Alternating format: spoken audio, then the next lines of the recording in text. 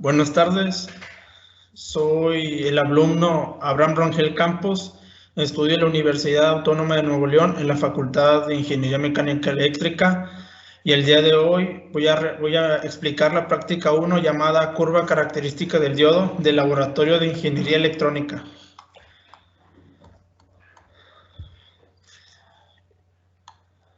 Esta práctica nos indica realizar este circuito que vemos aquí en cualquier simulador. En este caso yo usé Multisim y me indica realizar las conexiones con el osciloscopio en el circuito, como aquí vemos, como aquí se muestra en el simulador. En el tercer paso se nos indicar una ganancia vertical de 2 voltios por división y una ganancia horizontal de 1 voltio por división, como aquí podemos ver en el documento, en la captura del Multisim. El cuarto paso del procedimiento se nos indica en la escala horizontal, indicarle 0.5 voltios por división, como aquí podemos ver, abajo en el inferior. Por último paso, en el procedimiento, se nos indica que tenemos que hacer un dibujo sobre la curva característica del diodo, el cual es de silicio. Y aquí podemos ver cómo hice el dibujo, como debe ser la curva característica del diodo. Para explicar esto mejor, voy a mostrar el Multisim, donde conecté una fuente de voltaje de corriente alterna, que por defecto es de 120 BRMS y una frecuencia de 60 Hz. Paralelo a este se encuentra un transformador con relación 10:1. Para consiguiente, coloqué un puente rectificador de onda completa, clasificado 1B, 4B, 4.2. Paralelo a este, coloqué 2 resistores, siendo uno de 3.3 kiloohms y uno de 1 kiloohm. Y paralelo a estos 2 resistores se encuentra la parte importante de este circuito, que es un diodo de silicio 1N914, el cual, realizando las indicaciones que se me piden, conecté un osciloscopio a este mismo. Y aquí podemos ver, ya configurando los valores que me pedía la práctica, que así como se me indica que realice las conexiones, me sale una curva negativa. Y esto se debe a la manera en cómo realicé la conexión.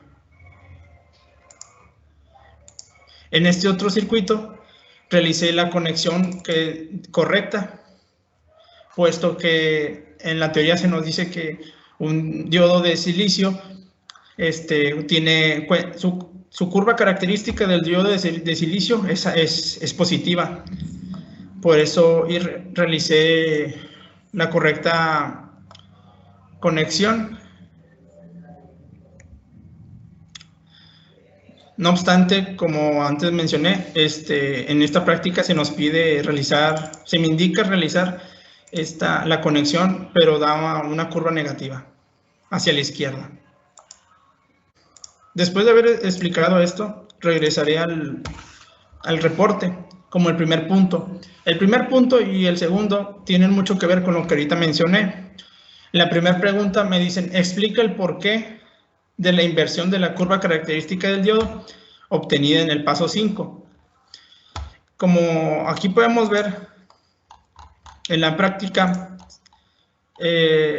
la curva fue negativa hacia la izquierda, y aquí se me estaba preguntando por qué aquí su curva característica del diodo es hacia la derecha.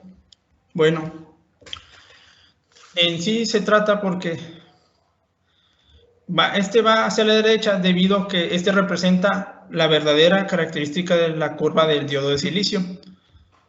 Para poder obtenerla, invertí la posición en cómo estaban conectadas las puntas del canal A del osciloscopio. Como aquí podemos ver que aquí lo invertí, siendo la correcta.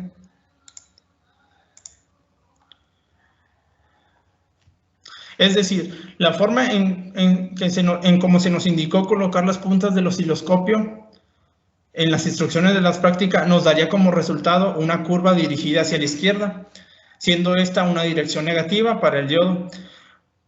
Por ello cambié las posiciones de las puntas para que se fuese la curva hacia la derecha. Y así puedo responder el por qué cambió de izquierda a la derecha, siendo la manera correcta. Como segunda pregunta, se nos dice que debo realizar un dibujo mostrando cómo se ve la curva en el simulador. Y como ahorita mencioné, en el simulador la curva va hacia la izquierda. Y se nos dice que explique la diferencia entre el simulador, la curva simulada, y cómo debe de ser la curva correcta, que es hacia la derecha. Y para no volver a explicar mucho lo antes mencionado, todo recae en la manera en cómo fueron conectados las puntas del osciloscopio en el circuito. Aquí podemos ver que siguiendo las instrucciones de la práctica, el lado positivo del osciloscopio conectado está tocando el nodo. Y la representación, cuando ya está correcta yendo hacia la derecha, el lado positivo tiene que tocar después de este resistor. Por lo mismo, la diferencia entre estos dos es que la manera en cómo estos están conectados. Como tercera pregunta, se nos dice que tenemos que hacer un dibujo de una línea de carga CD con estos valores que aquí se nos indican. Para realizar este dibujo, la línea de carga,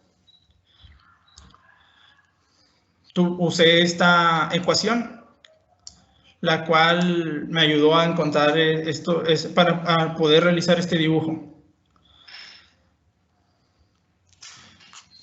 Esta ecuación me sirvió para poder calcular la intersección en X y en Y de la línea de carga, donde al saber que I es igual a 0 en la intersección en X, VD será igual a VS, por lo que al sustituir logré encontrar el valor de la intersección en X, pues VD es igual a 3 volts.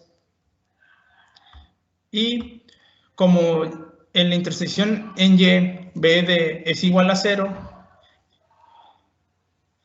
ID va a ser igual a BS entre R, donde conociendo que BD vale 3 y BD es igual a BS, entonces BS vale 3 volts.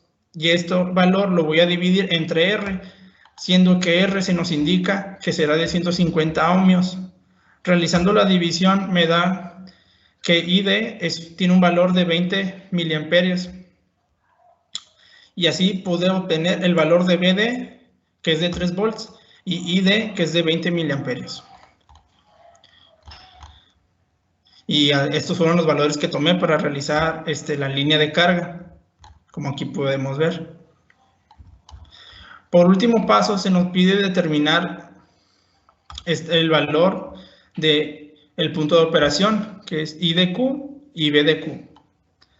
Estos valores los determiné visualizando correctamente dónde estaba la intersección del punto Q entre el eje X y el eje Y, donde realizando bien el análisis de esta gráfica, obtuve que la intersección recae en 15 miliamperios y aproximadamente 0.7 volts, por lo que la IDQ tiene un valor de 15 miliamperios mientras que B de Q tiene un valor de 0.7 volts, como aquí podemos ver en esta gráfica.